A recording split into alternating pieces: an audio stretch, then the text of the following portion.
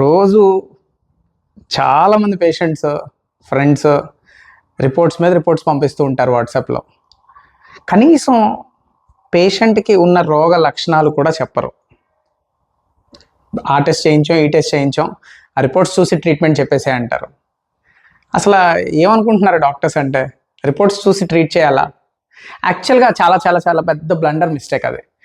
పేషెంట్ని చూసి మన 20-30 ఇయర్స్ ఆఫ్ ఎక్స్పీరియన్స్ వాడి పేషెంట్కి ఎక్కడ ప్రాబ్లం ఉంది, ఏంటి లోపల బాడీలో మనకి ఏం సిమ్టమ్స్ ఉన్నాయి, ఏం సైన్స్ ఉన్నాయి, ఇవన్నీ చూసి టెస్టులు చేసి అప్పుడు ట్రీట్మెంట్ ఇస్తాం.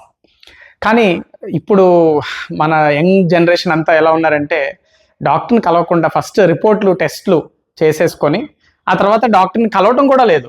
డాక్టర్కి అవి పంపించేసి ఉంటారు మన సర్కిల్లో ఎక్కడొక్కడ ఎవరో ఒకళ్ళు ఉంటారు డాక్టర్స్, వాళ్ళకి రిపోర్ట్స్ పంపించేసి ట్రీట్మెంట్ చెప్పు అంటున్నారు. అది చాలా పెద్ద మిస్టేక్. ఆ మిస్టేక్ మీరు చేయొద్దు. Thank you for watching the video.